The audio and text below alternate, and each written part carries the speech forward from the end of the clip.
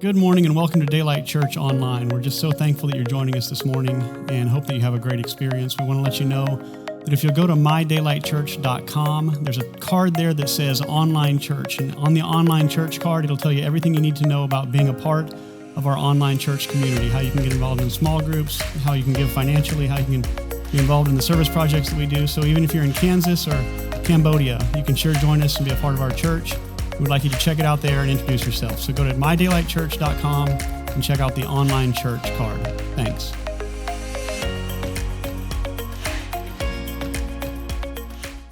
All right, so we're in a new series. If y'all haven't met me, I'm Rusty. There you go. Thank you. Thank you for entertaining me. This series we started just a couple weeks ago is called Disciple. So what I want to do is I want to review it. I want to give you a bunch of Bible verses at the beginning to talk about what I'm going to talk about, and then I'm going to tell a bunch of stories. So there's a couple of things that you need to know when I speak. One, this is H speaking. In front, right behind this thing, never moves. They set the camera and they're good. Then the tech team finds out I'm speaking, and I'm all over the place. I'm going to walk, I'm going to talk, I'm going to move my hands or hand. And we're going to figure out, and I'm just going to keep them busy. The other thing that's going to happen, I got a text this week from one of my people in my small group, and they said, "Oh, Rusty's speaking. That means we're all going to cry." So I guarantee you there'll be at least one story to make you cry, because Valvano said you're supposed to cry every day, right? So that's what we're supposed to do. So what's a disciple? We talked about that a couple weeks ago. Someone who follows, someone you follow. You're a disciple, you're following something, you're doing something, right? You have someone you want to emulate, you want to be better. We had Bloodsport, we had Yoda, right? We had all these people on the first video about things, people you want to follow, people you want to be like, being a disciple. So what we're going to talk about over the next, I keep saying 12 weeks, but it's probably forever. Knowing how our series go, we just kind of go until we're done. We don't have this nice planning thing like some churches do where it's going to talk for 6 weeks. Like we just go till we say, we've exhausted that one. So what we're going to talk about for the next group of weeks is how to be a disciple. Different ways that you can get closer to Jesus. Because what we're saying is we're following Jesus. He's the one we want to follow. He's the one we want to emulate. He's the one we want to be like. So how can we do that? We can do that by following him. Well, how do we do that? Well, good. I'm glad you asked. Because we're going to do that for the next however many weeks. So the first week we talked about this fun Greek word, metaneo. You might remember what it means? Did y'all not listen last week? Do I need to report back to H that y'all had no idea what he talked about last week? Last week was a lot. Okay, I get it. So this is change your mind. So change your thinking, change your mind, change the glasses you're putting on, right? Change the way you think about something. We've always heard it translated one way, and we kind of went against that and said it's not really the right way to translate it. The right way to translate it is change your mind, change your thinking. So we talk about following Jesus. We talk about following Christ. The metaneo moment is the moment you go, you know what? I'm going to do that. So that's your metaneo moment. Now, does that mean you get it right every time? It doesn't mean you're going to get it right forever, right? You're going to mess up and you're not going to do it right. But the idea is I'm turning toward him. I want to follow him. I want to be his disciple. What's your metaneo moment, right? That's what we talked about last week. It was a great talk. And one of the cool things about our small group on Wednesdays is we talk about it again. So sometimes when it's a lot, we can talk about it and break it down a little bit more. So just plugging that Wednesday night group because I think it's awesome, but I'm a little partial. The other thing we talked about was baptism. So if you listened online, you missed this part, so I'm going to do it for you. So once you have that metaneo moment and you decide, all right, I'm going to change my thinking. I'm going to look at people through the lens of Christ. I'm going to lean that way. I'm going to move that way like he's the one I want to follow. When you have that moment, one of the things you can do is tell everybody, right? So one of the things we do at our church to do that is we have a public moment that we call baptism. And what baptism says is, I'm telling all of you that I am making that change, that I'm turning toward Christ. I'm going to put those glasses on. That's going to be my new outlook. Again, when you get dunked and you get wet, that doesn't mean you're perfect. You're going to get it all right. It's not what it means. What it means is, I'm telling all of you that I'm in on this, and we're going to do this together, but I'm telling you that I'm in on it. So September 10th, we're going to do it. We're going to have our big pool out here, and we're going to dunk people. If you want to get dunked, just sign up. And if you show up that morning, you're like, I want to do it, we're going to have room for you in the pool to dunk you. So just think about that. Once you've made that metaneo moment, once you've said, I'm going to change, I'm going to do different, I'm going to put on a new set of glasses, once you do that, this is just a good public way to tell everybody that I'm in. This is the hard part. Because I'm going to tell you to being a disciple means you have to do something.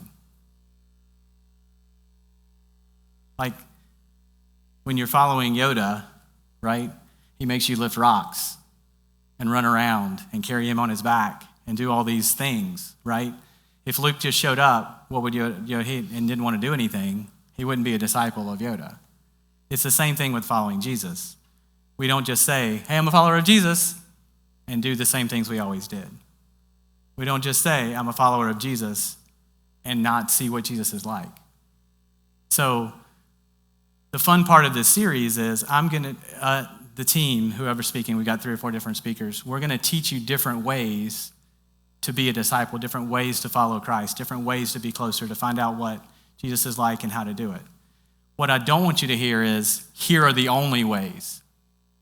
This is the only way to do it. We're going to show you a myriad of ways so that you can say, this works for me, and let's begin here. And let's see what it looks like to be. Maybe it's just turning on The Chosen and listening and seeing a new way of what Jesus did as things, right? A visual way. Maybe that's your way. Great. Start with that. But what we're going to do is teach you a group of ways that you can do that. So today is community. That's what I get to talk about. Now, I can talk about this for days. I did a sermon on this a couple of years ago, I think, last time I talked about this. But I could stand up here and do this every time, and I could talk about community and how important community is and how we need to be together and all those things. So I may get talking fast because I'm really excited, right? Move my hands more, or hand. I also may talk for 45 minutes, which the tech team hates because they have to edit 45 minutes worth of talk. But I also have to talk more than 20 minutes so the kids get their stuff done. So, right? So this is something I can talk about all day. So I'm going to try and talk and not talk too fast. I'm going to say this out loud. Community is important. I'm going to talk about 5 or 6 or 7 different ways to be in community with people.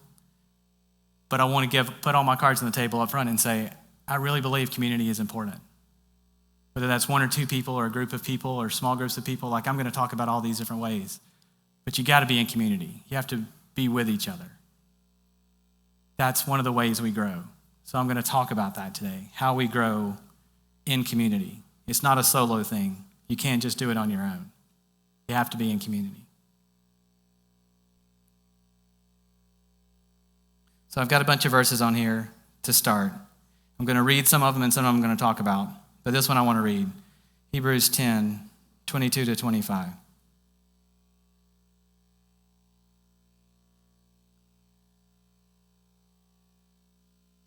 Let us draw near to God with a sincere heart and with the full assurance that faith brings, having our hearts sprinkled to cleanse us from a guilty conscience and having our bodies washed with pure water. Sounds like our series, right? Draw near to God with a sincere heart, right? Let us hold unswervingly to the hope we profess, for he who promised is faithful.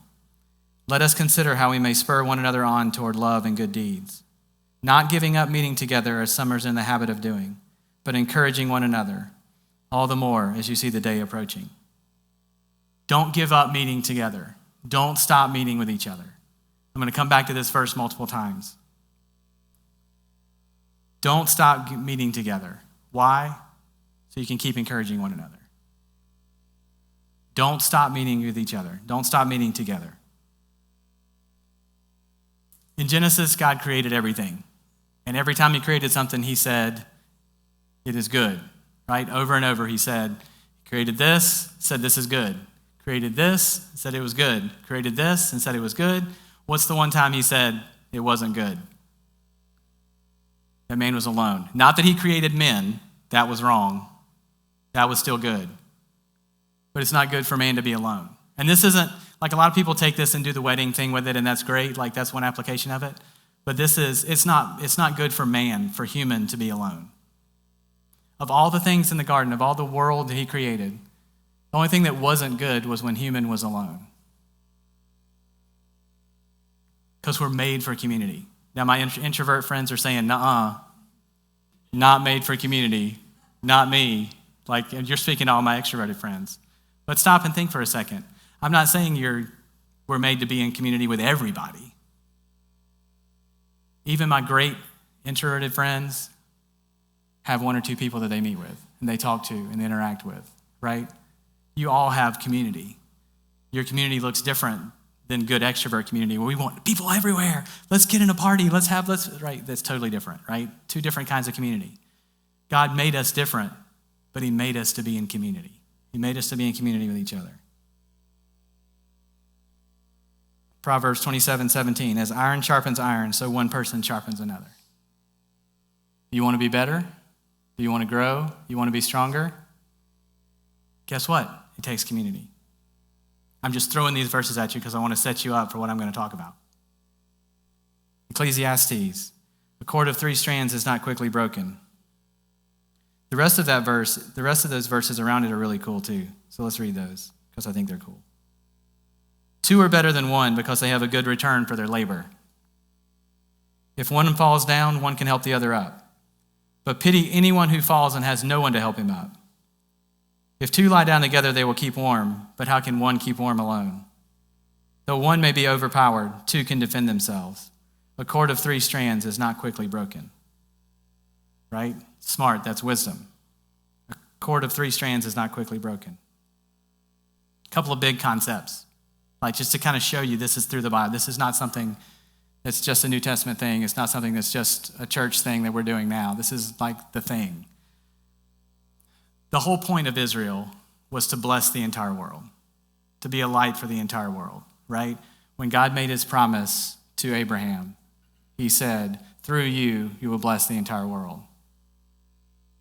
So the point of what Israel was supposed to do was show that they were different and have the rest of the world look at them and say, they're different. Why are they different? And then the country of Israel, the nation of Israel, would get to say, this is why we're different. Yahweh, God, we follow the real God. This is what we're supposed to do. What Israel did is they said, we're his chosen people. Stay out. You stay out there. We're the chosen people. We're going to bless the world. We are. But the whole point of what Israel was supposed to do was say, we're different. We're set aside. We're different. You can be like us because you can be in a relationship with Yahweh.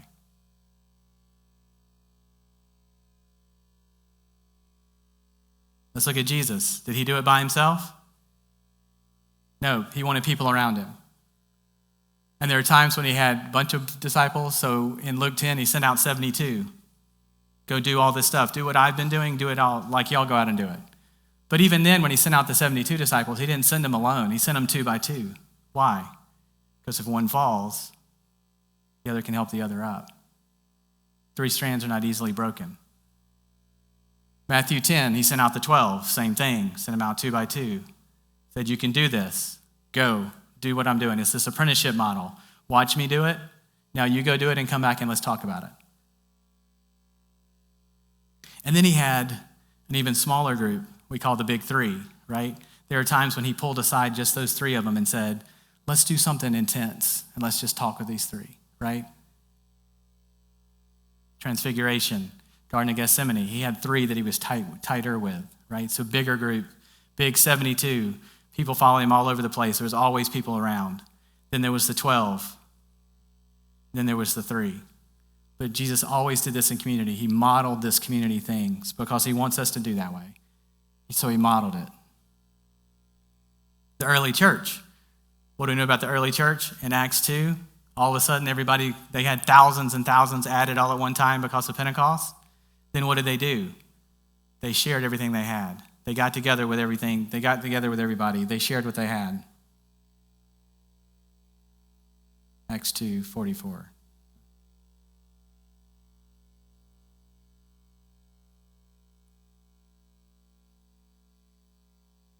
They devoted themselves to the apostles' teaching and fellowship and the breaking of bread and to prayer. Everyone was filled with awe at the many signs and wonders performed by the apostles. All the believers were together and had everything in common. They sold property and possessions to give to anyone who had in need. Every day they continued to meet together in the temple courts. They broke bread in their homes and ate together with glad and sincere hearts, praising God and enjoying the favor of all the people. And the Lord added to their number daily those who were being saved. Big, huge moment at Pentecost. Thousands of people, right, all over the world, people. So what did they do? They said, we have no idea what we're doing. This is all new, so let's get together. Let's listen to the apostles. Let's listen to what the apostles had to say. They were there with Jesus. Let's hear what they had to say. Let's get together and talk with each other. And you see the pattern through the early church when you read Acts and when you see the letters that Paul wrote and that others wrote to those churches. They were getting together, hanging out, trying to figure this thing out together. The letters you see to the Romans, to the Galatians, those are churches that just sprung up. Believers together who are trying to figure it out. And that's what we're doing. We're trying to figure it out together. One of the metaphors that they use through multiple times in the New Testament is the body of Christ. Some people are the ears, some people are the hands, some people are the butt. It says the secret things that you keep covered. That's always what comes to my mind, right? We all have a role. We all have a part. But we have to do that together. You can't have one of I think it's in Romans it talks about, like the hand can't say, I'm the hand. Everybody look at me. You need the feet to get there. You need the hands to do the work. You need the brain to think about what's going on. You need the eyes to see the people around you. We all have a part. We all have a piece. You can't be a piece by yourself. Imagine a church full of hands.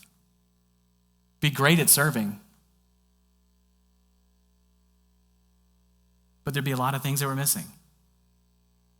Imagine a church full of brains.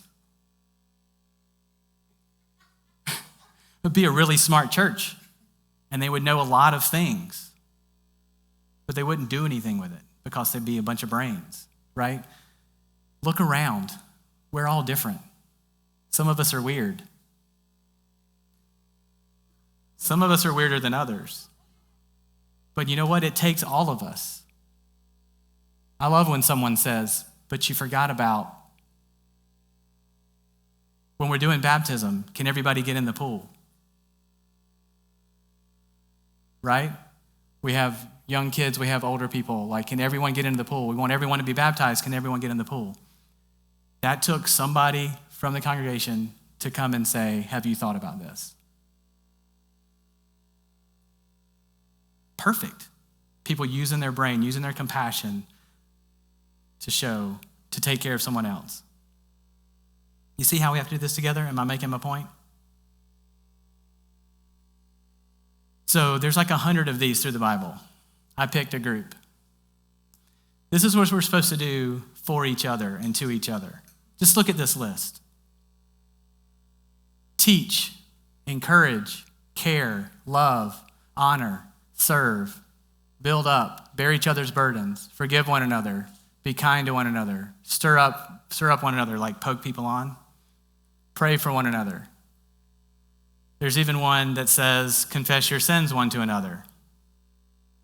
That one doesn't usually make the list. I thought I had it on mine, but I didn't, because we don't like talking about that one. All of these are the things you're supposed to be doing for one another, which implies more than one. It implies a group. It implies community so that you can do these things. This is what we're supposed to be doing for each other, plus more, because I can only put so many on the slide and you could still read it. But doing all these things means that there's more. There's not just you. But how do we do that, Rusty? How do we do that? How are we supposed to do all those things, right? How are we supposed to love and encourage and bear up in one another? Have you met the people around me? Yes, I have. And so I'm encouraging you to go love on them for me. No, we're all supposed to love each other. But how do we do that? So I'm going to talk about, this is where I talk about ways we can do it. Like, I'm going to start telling stories about what happened to me, what happened to people around me. This is where you may want to have your tissues ready. But the first thing we do is what we used to call big church, right? Like this, the gathering on Sunday morning. Look around. You all made it. We've got an online group of people. You made it. People who don't get to be here do the online. That's great. Like we're gathering together. One big church, doing things together.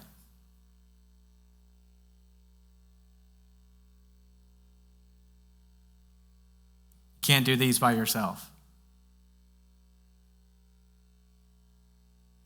We're all doing this together. So when I look around, I see people imperfect like me. And that's encouraging. I know that sounds weird, but I don't have it nailed. And I also don't have all the gifts. But it's encouraging to see other people around me use their gifts. These musicians, right, they did a great job. That's them using their gifts. Kate in her announcements, every time she does it, right, she nails it. She's using her gift in front of everybody. The greeters at the door, all my introvert friends are like, no. But we get to have those extroverts who are like, I'll talk to new people. Send them to me, send them to me. We all get to use our gifts. The tech team back there, right? You don't see them unless something messes up and everybody turns around. You don't see them. But they're back there using their gifts. They're doing things for the church. And not just for what you see here, but the number of people who listen all week. People who listen to the sermon again because they may have missed something the first time. People who don't get to be here, who can't be here. And then for people who may listen to it a year from now. People want to listen to the amazing sermon on community from a year and a half ago that Rusty did. It's there. Why? Because the tech team cares enough about that. And I can't tell you how many times at staff meeting, Chris says, right, but what about our online people? I'm not thinking of that off the top of my head because I'm thinking about small groups and I'm thinking about the way things work on Sunday morning and I'm thinking about the kids and I'm thinking about the youth and I'm thinking about all this stuff. Like I have Chris back there saying, don't forget there's a whole other group of people you don't see. Big group. We're all together, working together. But the disadvantage of this big group is you can only go so deep, right? You can say hello on the way in. You can say hello on the way out. We have fun people who stay and talk until they cut the lights out. But Sunday morning is about what happens is people sing to the front. People listen to the sermon. Like that's kind of what happens on Sunday morning, right? And there's nothing wrong with that. Everything has its place. But there's only so many things you can do on Sunday morning. Like last week, somebody said it was too much. Like Sunday was a lot. I mean, there was a lot of stuff just being thrown at you. Start throwing Greek words on the screen and blah, blah, blah, blah, like there's only so much you can do on Sunday morning. So we break it down into small groups. So at our church, we have 3 right now, we call them point of light groups that are set. So I want to talk about the set ones first, like the idea of the set small group. So on Wednesday, we sit down and we talk about the sermon. There's 12 of us that get together and talk. And we just talk about the sermon. Here's what I heard. Here's what I didn't hear. Here's what was missing. Here's my questions. And we just talk. Thursday night, it's a different kind of group. They're going through a book of the Bible. They're starting Ephesians this week. Jump into Ephesians, go through a book of the Bible and just say, here's what I think the Bible says. Here's what I think Ephesians is talking about. You just sit around and talk. Our group on Wednesday night got so big, we broke into 2 smaller groups. Why? Because when you get so big, you just listen, you don't talk. So we broke into smaller groups so that everyone gets to talk. Everyone gets to ask their questions. And then we have our online group. So you can't physically get there. There's another way we can do it, and that's our online group. So we have these small groups. Now, adding small groups sounds like adding a thing, right? And that's where I want to kind of balancing, right? I don't want you to try and do all of these things that I'm talking about. But I also want you to see the importance of doing something else, like going beyond just the surface that we do sometimes on Sunday morning. Early in our, when Claire and I, when we got married, in the first couple of years, we were going to a church, and they did small groups, because that's what you do. You go to groups, right?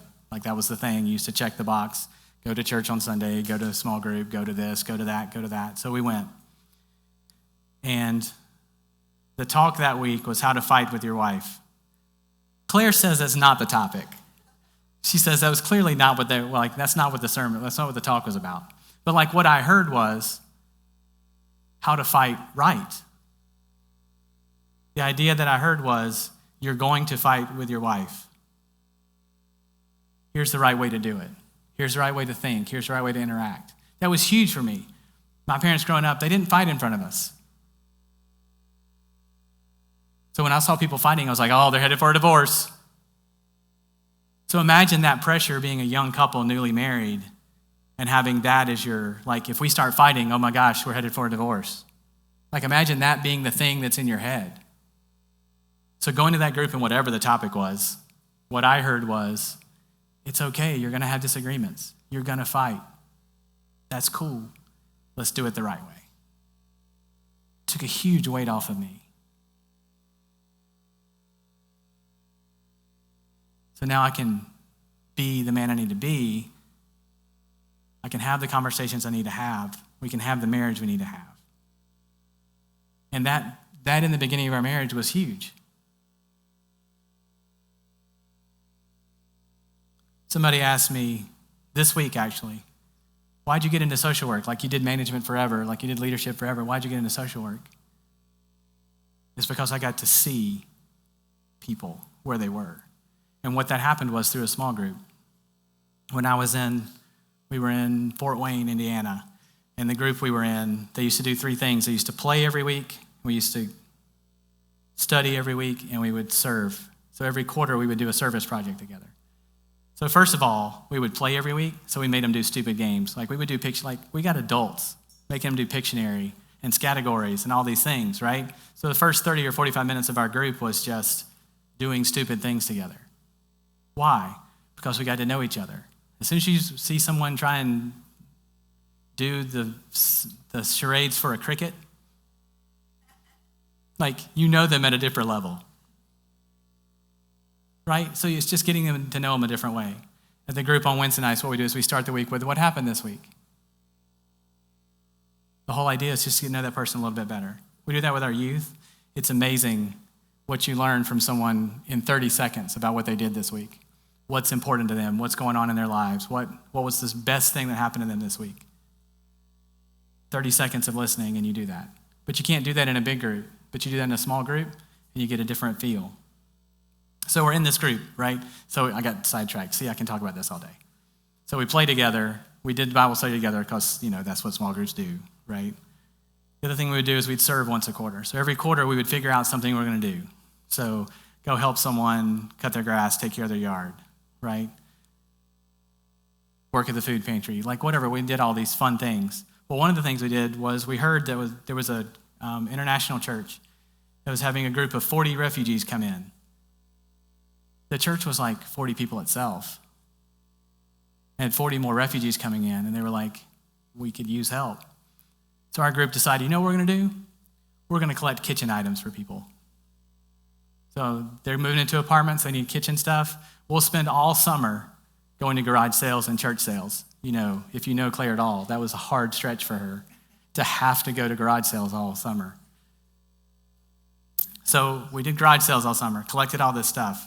But before I didn't want to just dump it off, right? Collect, dump, out. I didn't want to do that. So one of the things that I did was I asked two members of that church to come and talk about why they're coming, why they're here, what happened. And what I tell you, when that group came and talked about refugees, what it meant to be a refugee and live in a refugee camp, to have your life totally overturned by war, to see people who have lost husbands and dads and sons, because in Africa, if you want to make sure that the sun doesn't rise up, you don't want to make sure that the uncle doesn't come back for revenge for what you did to his son or to his nephew or to his father. You just kill all the sons. To hear that story made a difference about the people who were coming. They're not just random people on a page moving to the U.S. to survive whatever. They were real people. They were real stories. The group wanted to deliver the stuff, not just drop it off after they heard the stories. So I know y'all hear me talk about my boys. That group that we dropped off, we just happened to drop off to meet, was a family of 8. A mom and a dad and 6 boys, all coming from Congo with nothing. See, here we go. I spent days with that family, just sitting on the porch with the dad, practicing his English. I was soccer coach to the boys because what do you know about foreign countries? Everybody just rolls up paper and plays soccer. That was my background. I loved soccer. I'm all in that. So I got to coach soccer. I got to help the boys make sure they got into school. I got to do all this. I got to interact with the family, right? They became real. They became people, right? At that point, they became people, not just refugees. Flash forward, whatever years later, 16 years later, 12 years later. Thank you, Claire. Claire and I weren't able to have kids. I've got 6 boys that are mine. Why? Because of that small group who said, we're going to serve people outside of ourselves. And because of that, we all met people that that weren't like us, that they had different issues going on in their lives. So when I look back and see, like that was the beginning of the stuff I wanted to do as a social worker, right? Because they made it to America and they had access to all these fun things that they could do, but they had to fill out paperwork. They had to make phone calls. And they just barely spoke English. Well, we gave them the paperwork. Well, yeah, you gave them the paperwork, but you gave them the paperwork in English. We told them the deadline, yeah, and they nodded and smiled. Of course they nodded and smiled. Is everything going okay? Yeah. Do you want me to take all your money? Yeah. Like, you have to know that they don't understand you. Like, at what point, right? But it's those next conversations, which turned into spending more time at food pantries, which meant spending more time in the system, right? Learning what was going on, which turned into multiple years later, now I'm in social work, getting to do that every day. Why? Because I took the time to stop and listen, because our group took the time to serve. I would not have done that out of big church, right? I just wouldn't have done it. But our small group took the time to do that, intentionally serve people around us. Small groups gives you a time to ask different questions. Every once in a while, we'll have a Q&A session in here, and we move all the chairs and do the tables. That's intentional. That's one of the things I love doing. It's intentional to make you get around tables and ask questions. Things we can't do in big groups, we can do in small groups. It's just going a little bit deeper. It's going a little bit deeper. Then there's smaller groups. So if I sold you on big church, and we're all supposed to do this together, sold you on small groups, 10 or 15, 12 people meeting together and doing life together. Then there's smaller groups. It's okay just to hang out with someone for coffee. What if you call someone and say, I just want to go have coffee. Let's go get a bagel and coffee and just hang out for a bit. Is that Christian? Is that God-like? Does that accomplish those things? I think so, right? We get so caught up sometimes in making sure we go to a group of 10 or 12, which even some of my introvert friends are like, that's still too many. That's great. But I know there's a couple people around here who get together after church and go to lunch about every week. Imagine what you get to do when you're going to lunch with the same people every 2 or 3 weeks. You're learning about them. Once you learn about them and see where they are, you get to encourage them, forgive them. If you're forgiving them, that means that they wronged you probably, right? You get to be kind. You get to stir up. Like, I hear you talking about this. You're really good at this. Why are you not doing this more? Well, I'm busy. But this is what you love. You get to have those conversations.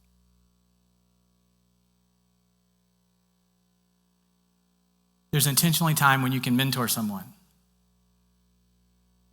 You can get together, and we used to, there was a church in Ohio that we had the two young guys who could play the full out of instruments. Like, they were an amazing pair of musicians, and they loved singing, loved it. We got together every couple of weeks just to sit and talk about what worship meant. Because there's a difference between singing a song and worshiping God. So we just sat down and talked about what the difference was and what it was like. And those guys flew past anything that I knew.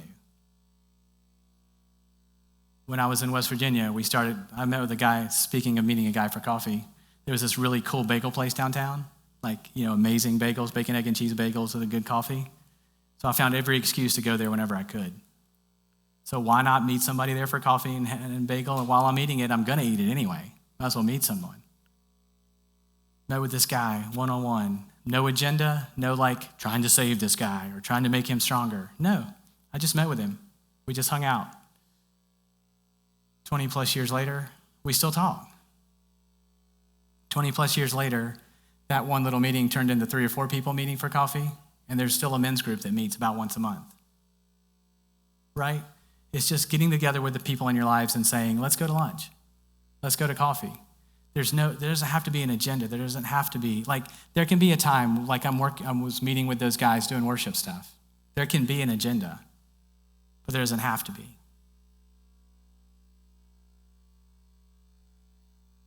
I used to hear this a lot. You ever said that? Ever said that in your mind? All I need, just me and God. We got it.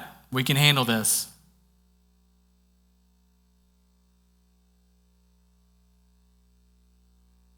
But look what you miss. Don't you want to do this with each other? Don't you want people to do this for you? Guess what? You have to do that together. We're all humans. We're all going to mess up. That's why forgive is on this list. But we're also all humans, and we're really good at things. The body of Christ analogy comes up again. We're really good at things. We need to be reminded of that. We need to be put into situations where we can.